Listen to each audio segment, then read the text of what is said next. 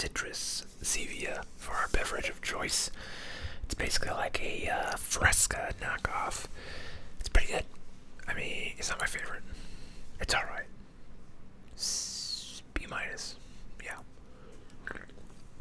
It's definitely better cold. I tell you that much. Some of the Zevias are better warm, or room temperature at least. No, maybe not warm. Some of them are better cold. I'm still figuring that out. Dr. Zevia is better cold. Black cherry's better warm. Grapefruit's better cold. Some of them are good both ways. I like the grape and orange ones. Anyway, how are you doing? I'm doing well. I finally got something I've been wanting for a long time. It's a what's known as an echo bike. It's made by a company called Rogue. Here's a picture of it if it'll focus on it. Focus. Yeah, you can kind of see from their website. It's super cool. It's known as the Devil's Tricycle because it sucks to ride. Here's a video of me riding it for the first time. Right here. Just.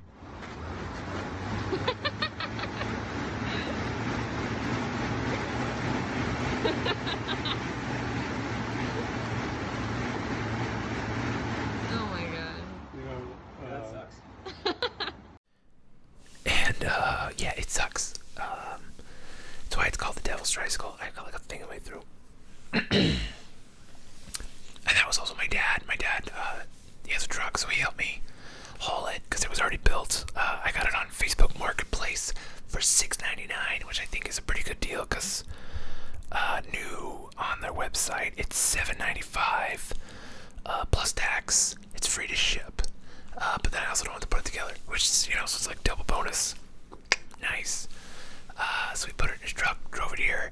I rode it super hard for about 15 seconds, and then as you can see in the video, I was pretty red in the face, and yeah, it goes pretty hard.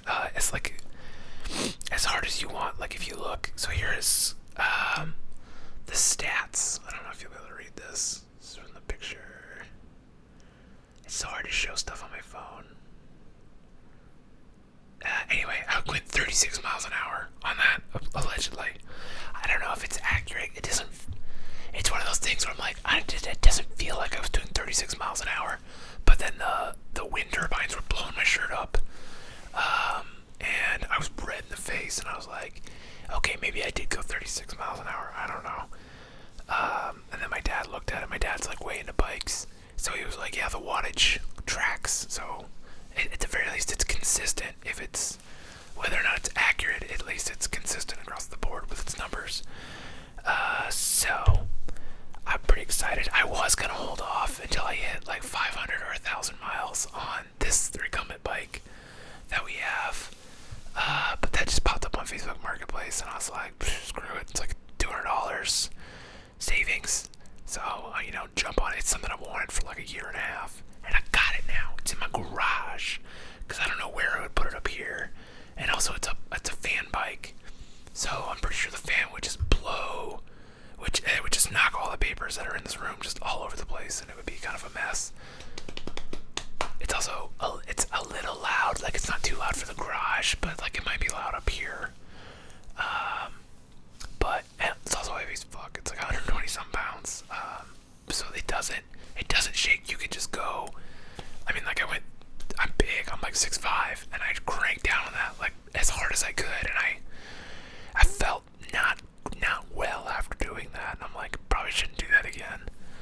At least for a little bit. I probably shouldn't stress test myself when the doctor's like, you got high blood pressure. It's probably a bad idea. So I'm gonna not do that again for a while. But I am gonna go crank down on it for the next month. Trying to get blood sugar down, trying to get my blood pressure down. And my little brother, who's a personal trainer, went to college for all that shit, says sprints are gonna help. So that's kind of my game plan. And today, it's after midnight. It's 12:24.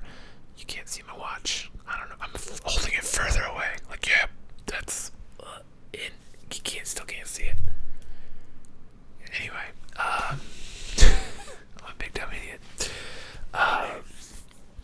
Today I'm gonna start tracking all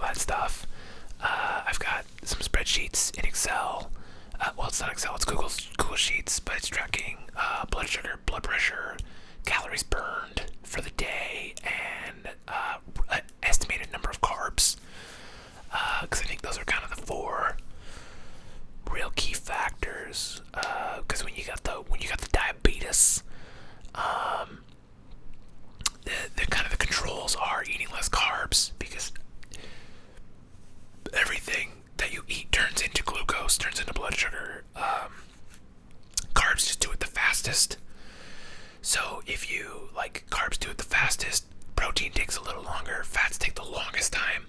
So if you're trying to keep your blood sugar low, the goal is to eat less carbs, and then you kind of have a better blood sugar, because your body can handle the slow release of the glucose into your stream with insulin. And then on top of that, I'm also going to be fasting. So kind of the goal, at least for the next week, I'm going to try to burn like 2,000 calories a day. Because normally I do like 1,000 to like 1,200, somewhere in there usually. So I'm going to try to do 2,000 calories a day, which is tricky when you really can't, like, you're supposed to be taking it easy on your feet.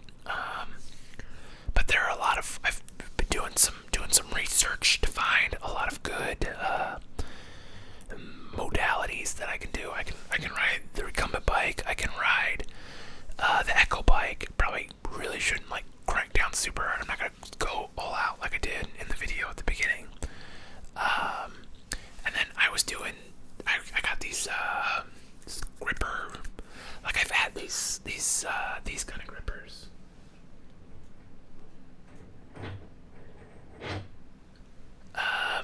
And they're great. But then I got some little eggs, just that way I could have like stress balls. And I went too hard on it, and now I've got like my elbows, like, it's kind of angry at me. It's very angy. So I have to be real gentle with club swinging and mace swinging, which I love to do, and that helps burn calories. So I'm going just doing Indian clubs, which are super light, but they're fun. But the ones I have are like, I have a pair that's a pound and a half that I just got recently, and they're nice wooden ones. They're older, I think, but they're fun to swing. And then I have a nicer pair that's adjustable, and then I have my big clubs that are adjustable.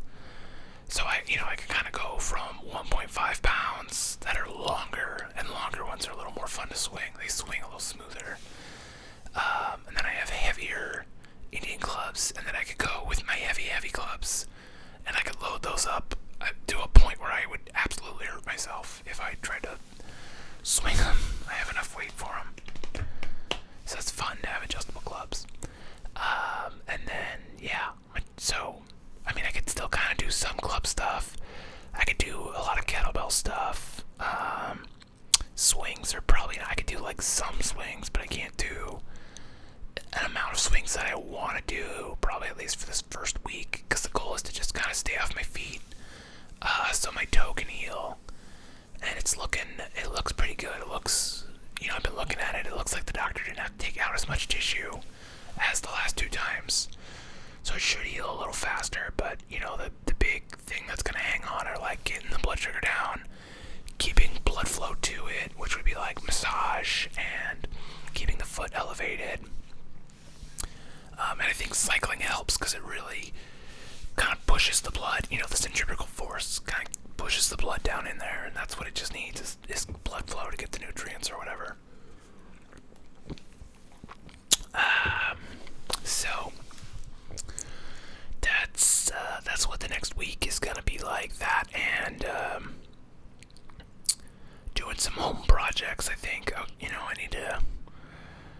want to do some decluttering, because I have the whole week off, and I'm gonna work on my other YouTube channels, and maybe this one too, and try to get like a backstock of a good grouping.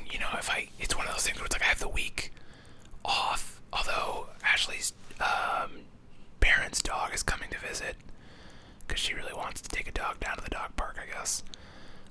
He's coming to visit tomorrow, so he might be a little loud, but he might come hang out and make an appearance if I make a video tomorrow.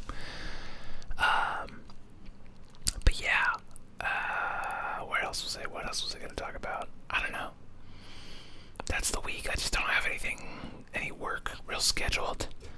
Because I don't think I have any jobs.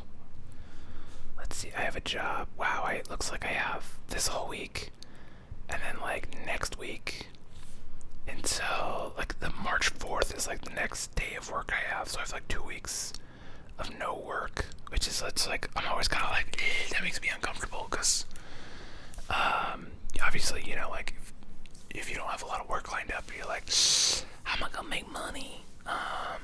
Luckily I did a good amount of work this month, so I'll have some paychecks coming in here, and then yeah, so with the YouTube, between my two YouTube channels that are partnered, it brings in like $400 a month, and then I have a part-time church job, which is kind of hard to work when your foot's fucked up, because I just do photos. I only work there like a couple hours a week, like usually on Sundays, just snapping pics. But that pays okay. I mean, it does and it doesn't. It's one of those things where it's like, my freelance rate's $125 an hour. The church pays me like $15. But it's like, okay, theoretically I could probably be fine to go next Sunday because I didn't go today because my foot. Because I'm just trying to stay off it in general. But it's like, okay, I could go if I made it, the next 5 days. It's probably another $200-300, and that's pretty close between those two things. That's floating right around $600 to $700, and that's like half of what I need for expenses. I think I need like raw expenses are probably. I mean, rent is like $1,300 for everything, and then insurance is like $100 something, and then power, cable, heat are probably another like. Well, power, cable, phone, heat, car stuff. That's probably like another $400. So what's that? 13 plus 400. That's 1,700. So add food. I probably need like $2,000 a month, like to make the bills. So it's like, really, that's kind of where my brain is lately. I'm just kind of seeing, like, there's more photo work, there's more video work. It's weird because I have like more clients than I used to, but I also have, I feel like I'm doing less work. I don't have like a big client anymore like I used to have. Like I used to do a lot of work for this one ad agency, and that they kind of hired some in-house people, and that's kind of going away a little bit because it's they using cheaper people because they're in-house, so it makes sense. And so part of me is like, man, I realize like I have not been like working as hard as I need to be to kind of hustle out there, and it feels like I'm slipping, and so I need to get back into the game, so to speak. And I think along with that, I also want to develop alternative streams of income. So I've been real interested in investing lately, and that's kind of at its ups and downs. It's more up than it is down, so that's good, I guess.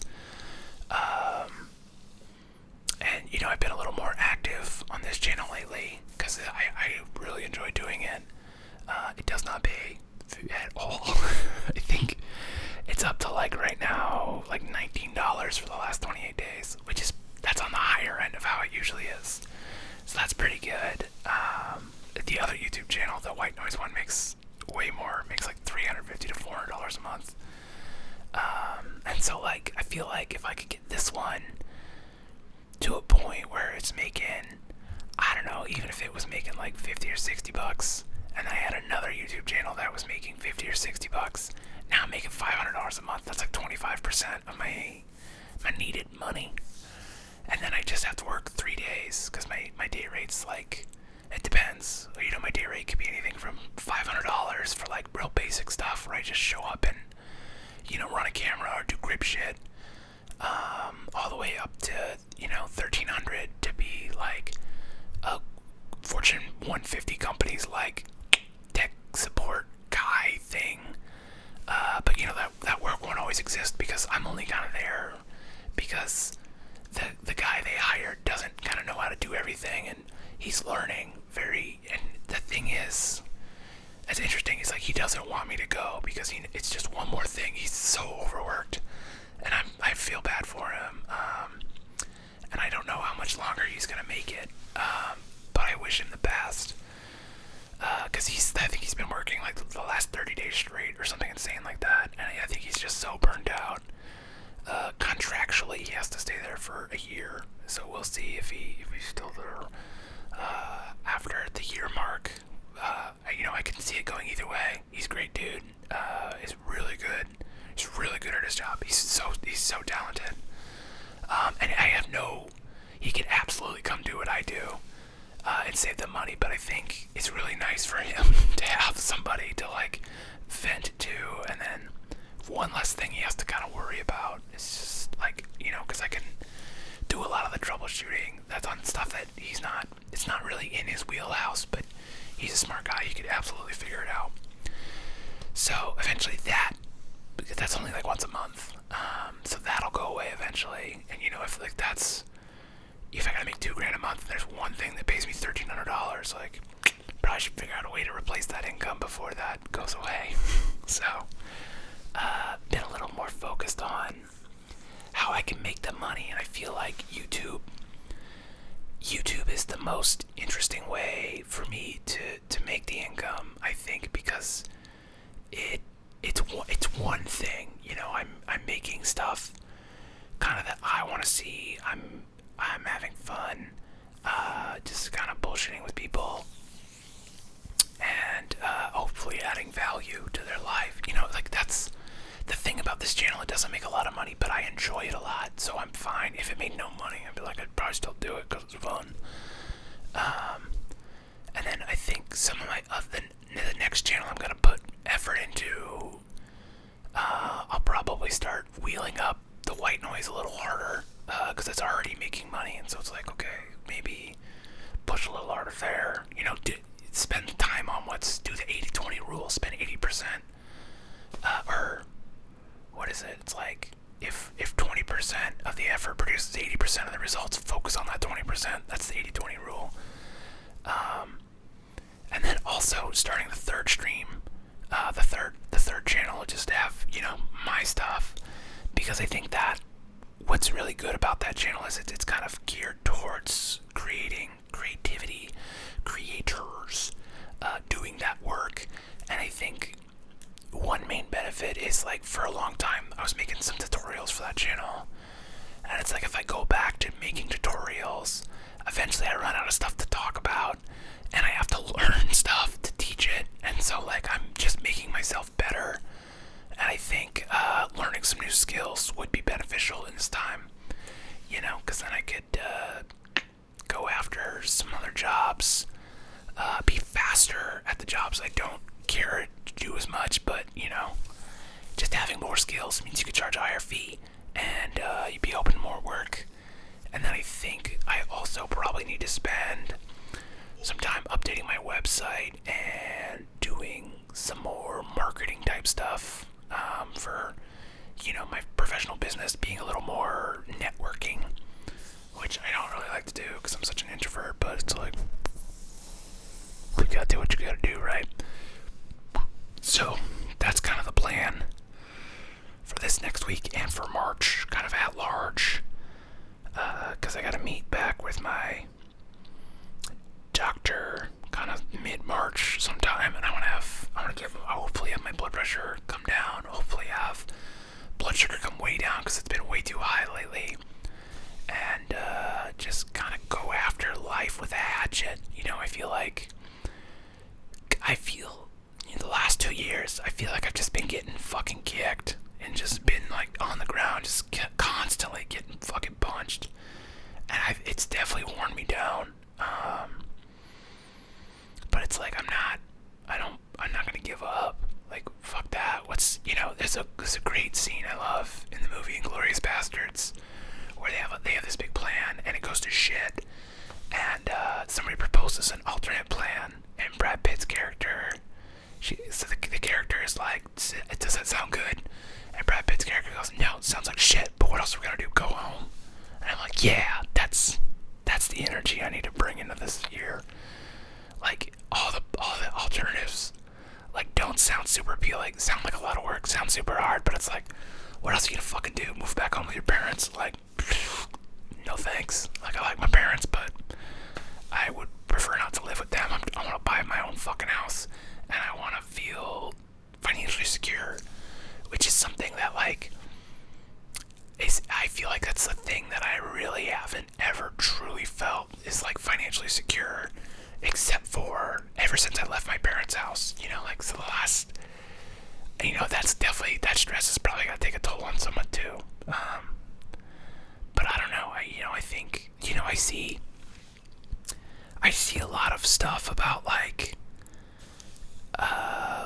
people, like, being angry about, like, low wages, expenses going up, and they're like, pay me more, and it's like, yeah, you probably should be angry. Like, a lot of people are absolutely being taken advantage of, but it's like, quit, go do something else. And, you know, like, when I go charge $1,300 a day to a company that some people, you know, work at for $20-$30 an hour, and it's like, okay, find your thing where you can charge $1,300 a day and go do that thing. And, you know, it's probably not, I mean, it might not be the thing you're doing now. I don't know what your life is, what you're doing now, but there's a lot of YouTubers that make a shitload of money and they just talk to the fucking camera. There's Twitch streamers that do that. They just play video games and talk to the camera. I mean, it sounds easy. And it can be enjoyable, but it's not easy. It's this being able to talk to the camera, like, that took years. Because if you go back to my other videos, I'm not this, like, easy to talk to with the camera. It takes a long time to, like, get over that, and I'm also still bad. I don't always look at the lens. I look at the monitor a lot of the time, and I'm trying to. That's my new focus, is, like, trying to look at the lens more. But yeah, like, if you want to be a fucking Twitch gamer person, you know, it's like, okay, what do you got to do? Like, you probably should study comedy, and you probably should, like, take improv classes, and then just get the muscle memory. You need to, like, be entertaining. It's not so much just playing the game. You have to be entertaining. That's a big part of it. So, I think it's just getting in the reps, you know, if you want to be a podcaster. And the advice I tell people, I think a lot of people are precious about things. And I think the biggest advice I could give anybody would be to, yeah, if you've got plan A, if you're like, this is the fucking this is Babe Ruth pointing into the outfield, swinging for the fucking fences idea, don't make that your primary action. If, like, figure out the skills you need. So let's say, like, your fucking swinging for the fences idea is you're gonna be a Twitch gamer, right? If that's the plan, or you're gonna be a YouTuber or whatever. Think of the skills you need of, like, okay, I need to be entertaining, like, I probably should be good at the fucking game. Break all that up and work on that shit on the side, you know? I think you should still start it, but start it at a slower pace. So if you're a Twitch streamer, gamer person, you play the game once a week, you know, you stream, you still get started. You have to get started. But then the other 6 days of the week, you should be going to improv classes. You should be studying great podcasts, great Twitch streamers, all that shit. Study that stuff, and then kind of correct the course with what you're doing that one day a week. And then after, you know, you'll notice. It'll take a while, but you'll start to notice an improvement. And when you start to feel that improvement, start to slide it back, and now you're streaming on Twitch twice a week, and you're spending 5 days doing your studies, and then you're doing 3 days a week, 4 days of studying, and that might even be enough to sustain. At that point, is 3, 4, or you could get to a point where you're doing 50-50, where it's 50% studying, 50% doing, which is really that's like a really good sweet spot. Spending half the time